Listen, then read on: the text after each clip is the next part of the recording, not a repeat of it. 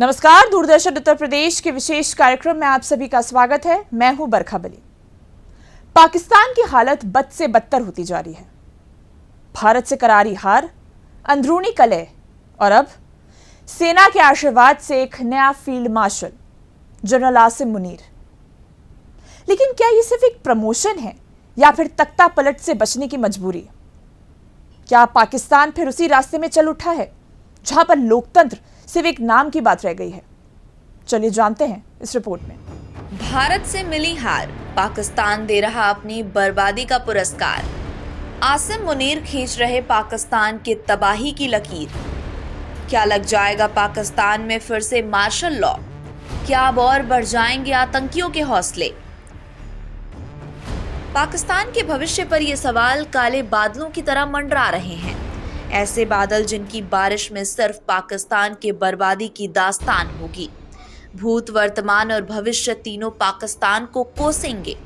अब अगर आप ये सोच रहे हैं कि आखिर ऐसा क्या हुआ जो पाकिस्तान बर्बादी के रास्ते पर जा रहा है, तो इसके पीछे की वजह है वो नाम जो पिछले कुछ समय से लगातार चर्चाओं में है। भारत पाकिस्तान तनाव के बीच आसिम मुनीर का नाम सबकी जुबान पर है। आपने भी जरूर सुना होगा। ये आसिम मुनीर पाकिस्तानी सेना का अध्यक्ष है, लेकिन भारत की हार के बाद पाकिस्तान ने इसका प्रमोशन कर दिया है। पाकिस्तान सरकार ने आसिम मुनीर का प्रमोशन कर दिया। शहबाज सरकार ने आर्मी चीफ को फील्ड मार्शल बनाया है। आसिम मुनीर की सेवा अवधि भी सर्वसम्मति से बढ़ा दी गई। पाकिस्तान की कैबिनेट ने बीते मंगलवार को ये बड़ा फैसला लिया। शायद दुनिया के इतिहास में ये पहला मौका होगा जब किसी देश ने हार के बाद भी अपने आर्मी चीफ का प्रमोशन किया है। शायद पाकिस्तान दुनिया का ऐसा पहला देश होगा जहां हारने को ही जीतना कहते हैं, जहां मार खाने को वीरता कहते हैं, जहां झूठ को सच कहते हैं। यही है पाकिस्तान, और ये पाकिस्तान के झूठ के सिपहसालार आसिम मुनीर, जिन्हें हार के इनाम में प्रमोशन मिला है। यही तो पाकिस्तान का असली चेहरा है, जहां हारने के बाद भी जश्न ऐसा, प्रोपेगेंडा ऐसा कि हार भी शर्मा जाए कि उसकी इतनी इज्जत कैसे। जिस सरकार और सेना की साठगांठ ने पाकिस्तान को बर्बादी की कगार पर ला खड़ा कर दिया है, उस सेना के आर्मी चीफ आसिम मुनीर को पाकिस्तानी सरकार ने हार के तमगे में फील्ड मार्शल का पद दिया है। पाकिस्तान में फील्ड मार्शल सेना का सबसे बड़ा पद है। पाकिस्तानी सेना का ये 5 स्टार रैंक है। पाक सरकार सेना प्रमुख को श्रेष्ठ योगदान के लिए ये रैंक देती है। इससे पहले पाक के इतिहास में अयूब खान को ये रैंक दी गई थी। यानी आसिम मुनीर पाकिस्तान के इतिहास में दूसरे फील्ड मार्शल हैं। ये रैंक थल सेना के जनरल, वायुसेना के एयर चीफ मार्शल और नौसेना के एडमिरल से ऊपर होती है। हार का इनाम देने वाला पाकिस्तान शायद दुनिया का इकलौता देश होगा, वो भी ऐसे शख्स को जो भारत विरोधी बयान देने के लिए ही चर्चित है। भारत के ऑपरेशन सिंदूर की सफलता के बाद आसिम मुनीर बौखलाया हुआ है और ये दावा करने लगा कि उसने भारत को गहरी चोट दी है, जो पाकिस्तान के हुक्मरानों की इज्जत जनता के नजरों से बचाने के लिए काफी था। इसी से खुश होकर पाकिस्तान ने आसिम मुनीर को गिफ्ट में फील्ड मार्शल का पद दे दिया। अब अगर फील्ड का फिसड्डी फ्रस्ट्रेशन में कबड्डी खेले और पराजय की हताशा में प्रमोशन का तमाशा दिखाई पड़े, तो एक बात आपको समझ लेना चाहिए कि चोट भी सही जगह लगी है और चीख भी सही जगह से निकल रही है। क्योंकि हमारे जो सेना के धुरंधर हैं, उनकी जो धुलाई और धुनाई है, धुआंधार धुलाई और धुनाई है, और उससे जो धूल धूसरित हुए हैं, तो उसमें जो फील्ड के फिसड्डी या फ्रस्ट्रेशन की कबड्डी खेलने निकले हैं, तो इस बात का प्रमाण है, इस बात का प्रतीक है कि कहीं पे चोट लगी है, कहीं बताते हैं अजीब लोग हैं, क्या क्या पते छिपाते हैं। तो अब उनको घूमने दीजिए। शहबाज सरकार ने मुनीर को फील्ड मार्शल बनाकर पाकिस्तान की जनता के नजरों में धूल झोंकने की कोशिश तो पूरी की, लेकिन मुनीर हड़बड़ी में बड़ी गड़बड़ी कर बैठे। आज पाकिस्तान के अंदर ही मुनीर के खिलाफ बगावत का बिगुल फूंका जा चुका है। जनरल के खिलाफ इमरान खान ने जंग का ऐलान कर दिया है, वो भी जेल के अंदर से। सुनिए जेल के अंदर इमरान खान का वो पैगाम जिसने पाकिस्तान के सियासी हलके में तूफान ला दिया। इमरान खान ने जेल से ट्वीट कर लिखा कि माशाअल्लाह, जनरल आसिम मुनीर को फील्ड मार्शल बनाया गया है। हालांकि उन्हें राजा की उपाधि देना ज्यादा अच्छा होता, क्योंकि अभी देश में जंगल का कानून चलता है और जंगल में केवल एक ही राजा होता है। इमरान का इशारा यही है कि 4 दिन की चांदनी के बाद जनरल मुनीर की अंधेरी रात शुरू होने वाली है, क्योंकि पूरे पाकिस्तान में ये बात फैल चुकी है कि हिंदुस्तान से मिली हार पर पर्दा डालने के लिए मुनीर ने झूठ का ये खेल खेला है। जनरल आसिम मुनीर को पाकिस्तान ने फील्ड मार्शल बनाया तो उस पर इमरान खान का भी प्रक्रिया ये आया कि उन्होंने भी ये कहा कि जिस तरीके से जंगल राज हो रखा है पाकिस्तान में, तो उनको फील्ड मार्शल ही नहीं, उनको राजा घोषित कर देना चाहिए एज अ किंग। तो देखिए, पाकिस्तान के अंदर जो अंदरूनी हालात है उसको देखते हुए सबके सब जो वहाँ पे जो विभाजन खूब बढ़ रखा है, पॉलिटिकल सिस्टम ने भी, इकोनॉमिक में भी उन लोगों का पूरा क्राइसिस हो रखा है, अंदरूनी सिक्योरिटी सिचुएशन भी उनकी पूरी बर्बाद हो रखी है, और जिस तरीके से वो आतंकवाद को और आतंकवादियों को पूरा पनाह दे रहे हैं। और देखिए, जनरल आसिम मुनीर जो है वो आईएसआई के भी हेड रह चुके हैं। जिस तरीके से वो एक पूरा विभाजन करने का हमेशा कोशिश करते हैं, हिंदू और मुस्लिम हमेशा वो बोलते रहते हैं, तो एक कट्टरवादी चेहरा है वो वहाँ के पाकिस्तान के अंदर। उनको कई लोग मुल्ला मुनीर भी बोलते हैं, जनरल मुनीर, और फील्ड मार्शल तो लोग बहुत ज़्यादा उनको मानते भी नहीं हैं, और आईएसआई के भी हेड ये रह चुके हैं। तो जिस तरीके से आईएसआई का जो पूरा रोल रहा है, पूरे आतंकवादियों को वही कंट्रोल करता है, तो एक तरीके से वो आतंकवादियों के भी हेड वहाँ पर हैं ही। और जिस तरीके से उनका एक जो एक खतरनाक उनके मंसूबे हैं भारत के खिलाफ, जिस तरीके से उनका एक नफरत है, और जिस तरीके से वो विभाजन हर चीज़ में करने की कोशिश करते हैं, लेक्चर्स में भी पब्लिकली वो हिंदू और मुस्लिम के खिलाफ बोलते रहते हैं, बोलते हैं कि दोनों कौम एक तरीके से एक साथ रह नहीं सकते हैं और बहुत अलग अलग हम लोग जिस तरीके से हैं। और यही जो उनके स्टेटमेंट्स को आगे बढ़ाते हुए पहलगाम में जो अटैक हुआ था, पहलगाम में जो टेररिस्ट ने भी इसी नरेटिव को आगे भी बढ़ाया था जो जनरल मुनीर का था। आसिम मुनीर को सत्ता की चाशनी में डुबोकर फील्ड मार्शल का पद तो मिल गया, पर ऑपरेशन सिंदूर में वो पूरी तरह से फील्ड मार्शल नहीं, फील्ड मार्शल साबित हुआ है। ये बात पूरी दुनिया को पता है और भारत को बहुत अच्छे से पता है। और मुनीर को ये पद मिला क्यों, अब ये भी साफ होने लगा है। इसका कारण आसिम मुनीर मजहबी कट्टरपन और आसिम की जिहादी मानसिकता है, जो धर्म के नाम सिर्फ आम लोगों को हिंदुस्तान के खिलाफ भड़काता है। हाल ही में इसका जिक्र विदेश मंत्री डॉक्टर एस जयशंकर ने विदेशी मीडिया को दिए एक इंटरव्यू में भी किया था। Started because it was triggered by a very barbaric terrorist attack in the Indian Union territory of Jammu and Kashmir, where 26 tourists were murdered in front of their families after ascertaining their fate.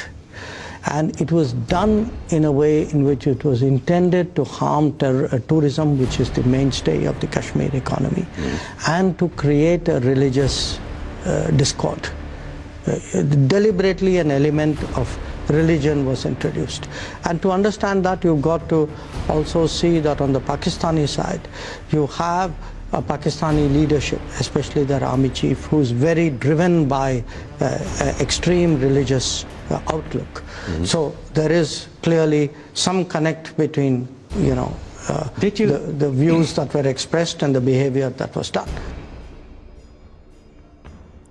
विदेश मंत्री S Jaishankar ने आसिम मुनीर के उस भाषण का भी जिक्र किया जिसमें आसिम मुनीर ने भारत को तोड़ने वाला वो जहर उगला था।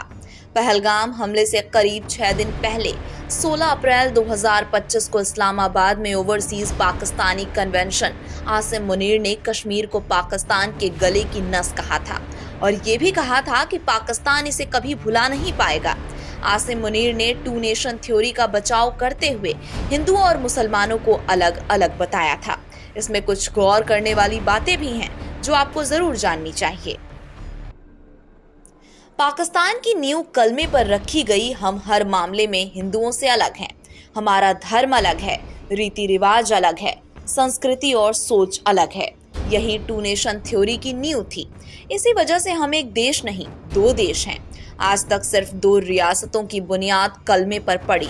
पहली रियासत तैयबा, क्योंकि तैयबा को हमारे मोहम्मद साहब ने नाम दिया था, जिसे मदीना कहते हैं।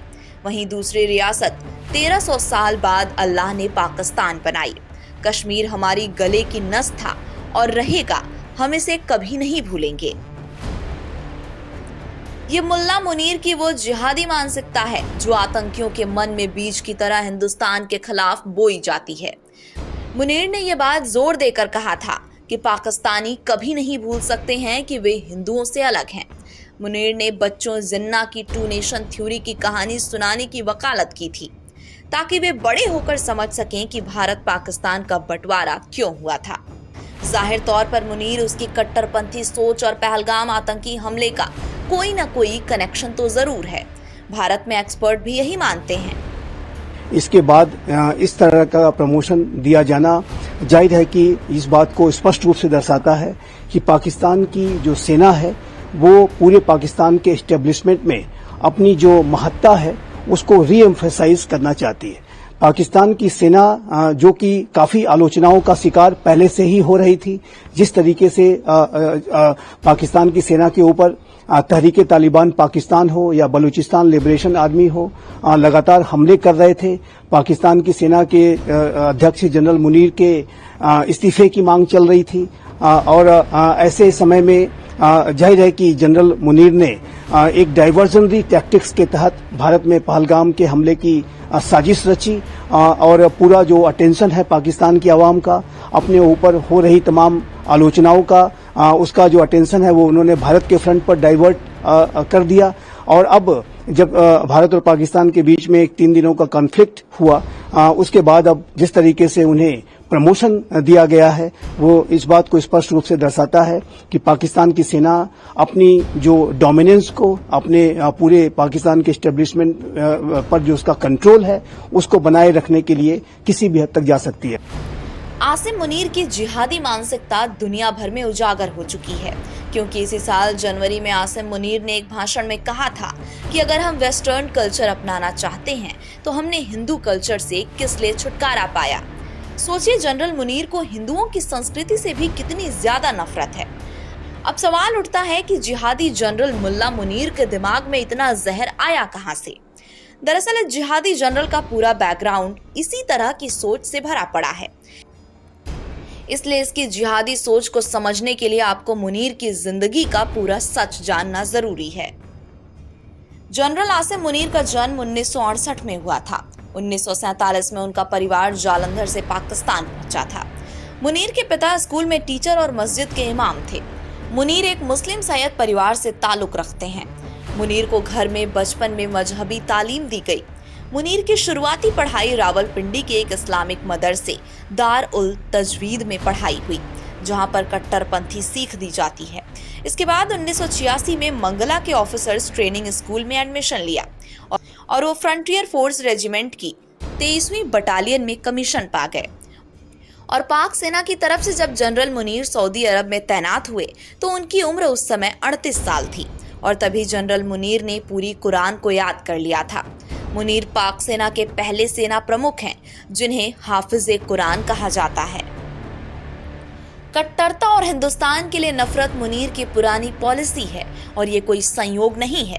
जब मुनीर 2019 में बदनाम पाकिस्तानी खुफिया एजेंसी ISI के चीफ थे, तब ठीक उसी समय पुलवामा में CRPF के काफिले पर हमला हुआ था और उसमें हमारे 40 भारतीय जवान शहीद हो गए थे। तब इस मामले के तार जनरल मुनीर से जुड़े हुए थे। जनरल मुनीर की यही जिहादी मानसिकता आतंकवाद को बढ़ावा देने के पीछे की नींव मानी जाती है और यही जनरल मुनीर को आतंकियों का आका बनाता है। और ये बात हम नहीं, खुद जम्मू कश्मीर के पूर्व DGP शेष पॉल वैद भी कहते हैं। ये कोई कोइंसिडेंट नहीं है कि आसिम मुनीर पाकिस्तान आर्मी चीफ 2 दिन पहले ही इस तरह की बातें करता है और उसी के गुर्गे यहाँ इस तरह की वारदात करते हैं। ये कोई नॉर्मल टेररिस्ट नहीं है, ये पाकिस्तान आर्मी SSG के लोग हैं। वो टेररिस्टों का बेस बना के अंदर आए हुए हैं। मैं समझता हूं सबसे बड़ा टेररिस्ट आसिम मुनीर है, बाकी हाफिज सईद और अजहर मसूद तो उसके गुर्गे हैं।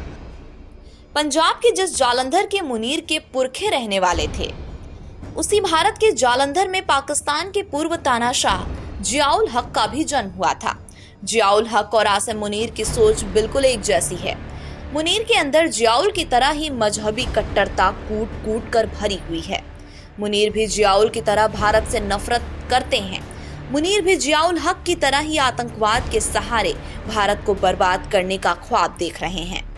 मुनीर जियाउल की तरह ही इस्लाम के नाम पर पाकिस्तान को बरगलाने का काम करते हैं। मुनीर जियाउल की तरह ही कट्टर मौलाना की तरह धार्मिक भाषण देते हैं। यहाँ तक कि अब पाकिस्तान के लोग भी मुनीर पर पूर्व तानाशाह जियाउल हक की नकल करने का आरोप लगाते हैं। ऐसे में ऐसा लगने लगा है कि पाकिस्तान एक बार फिर तख्ता पलट की राह पर है। दरअसल जियाउल हक ने भी अपने कार्यकाल के दौरान पहले तख्ता पलट किया, बाद में बतौर तानाशाह अपने आप को स्थापित करने के लिए इस्लामिक पहचान का सहारा खूब लिया था। अब जनरल मुनीर भी उसी कदम पर चलते हुए कट्टर मौलाना की तरह मजहबी चोला ओढ़कर घूम रहे हैं। पाकिस्तान में जनरल मुनीर को मुल्ला मुनीर भी इसलिए कहा जाता है। इसके अलावा जनरल मुनीर के लिए एक धार्मिक इस्लामिक शब्द हाफिज कुरान का इस्तेमाल किया जाता है। मुनीर अपने भाषणों में अक्सर इस्लाम की दुहाई देते हैं। जियाउल हक और आसिम मुनीर की कश्मीर पॉलिसी भी एक जैसी ही है। जनरल जिया का कहना था, ब्लीड इंडिया विद 1000 कट्स, यानी भारत को हजारों घाव देना चाहिए।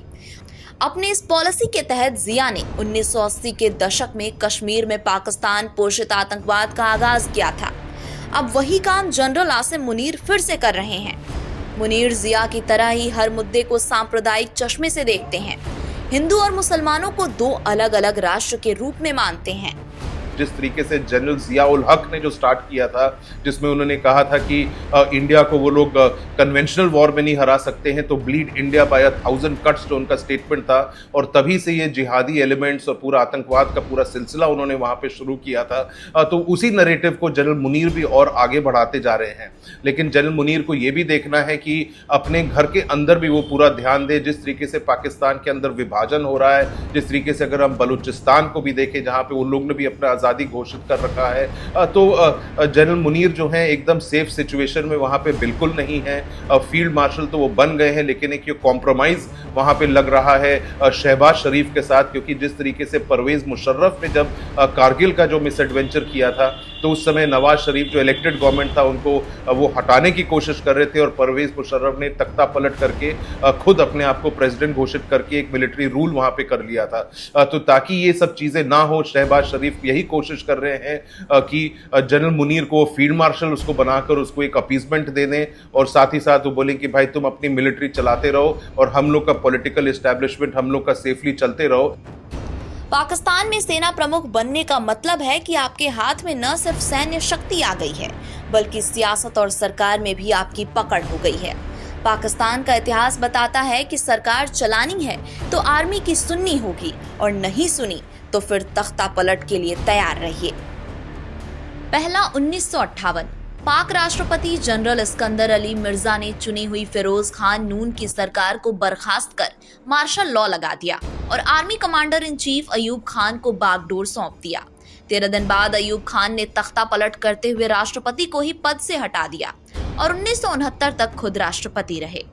दूसरा 1977, पाकिस्तान का दूसरा तख्ता पलट जनरल जियाउल हक ने पीएम जुल्फिकार अली भुट्टो की सरकार गिराकर 1977 में किया।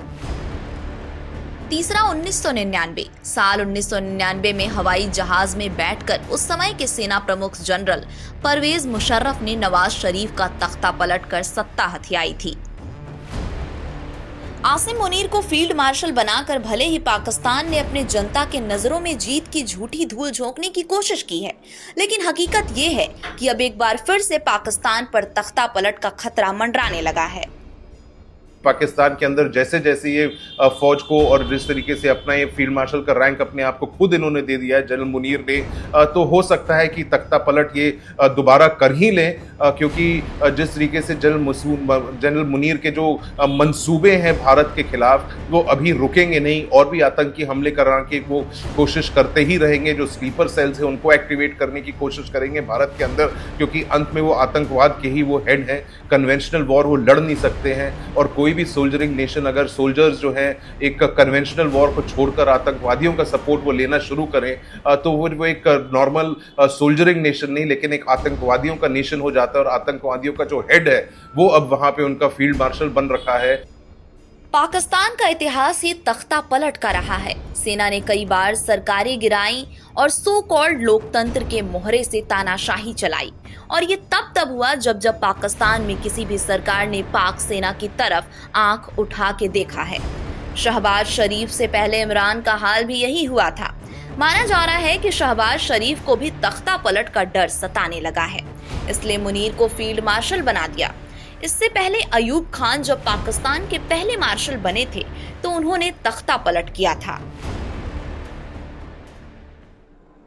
1958 में राष्ट्रपति सिकंदर मिर्जा ने सेना के समर्थन से संविधान को निरस्त कर दिया था और अयूब खान को फील्ड मार्शल बना दिया था। इसके तुरंत बाद अयूब ने खुद को राष्ट्रपति घोषित कर दिया और मिर्जा को हटा दिया। अयूब खान 1967 तक फील्ड मार्शल के पद पर रहे थे और अयूब खान ही 1958 से लेकर 1969 तक पाकिस्तान के राष्ट्रपति भी रहे।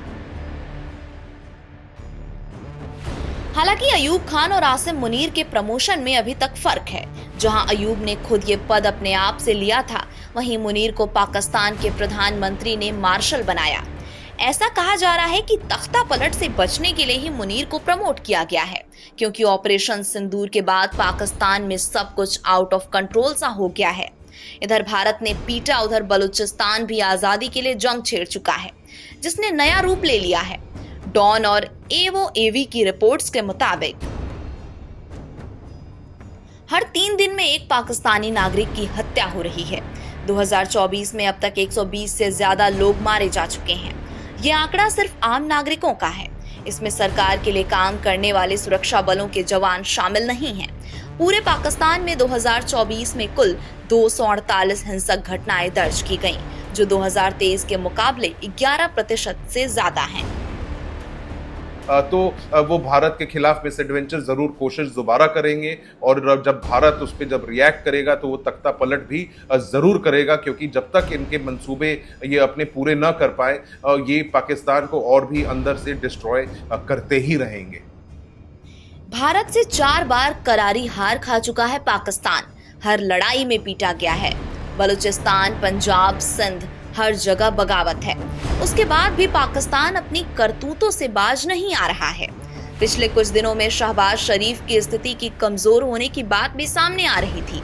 भारत से हारने के बाद शहबाज शरीफ के नेतृत्व पर भी सवाल खड़े हो रहे थे। एक कमजोर नेता की छवि बन रही थी। यहाँ तक कि पाकिस्तान की संसद में सांसदों ने भी उन्हें जो धोया वो दुनिया देख रही है।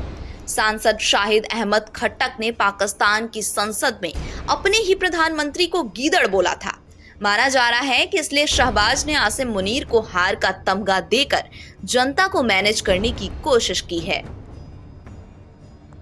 तो आपने देखा कि किस तरह से पाकिस्तान ने अपनी हार को जीत में बदलने की नाकाम कोशिश की है। एक जिहादी सोच रखने वाले जनरल को फील्ड मार्शल बनाकर अपनी सियासी नाकामी को पर्दे में छुपाने की कोशिश की जा रही है। लेकिन सवाल यही है कि क्या ये तमगे पाकिस्तान को बचा पाएंगे, या फिर तख्ता पलट का इतिहास फिर से अपने आप को दोहराएगा। आज के विशेष कार्यक्रम में अभी के लिए बस इतना ही। मुझे दीजिए इजाजत। देखते रहिए दूरदर्शन उत्तर प्रदेश। नमस्कार।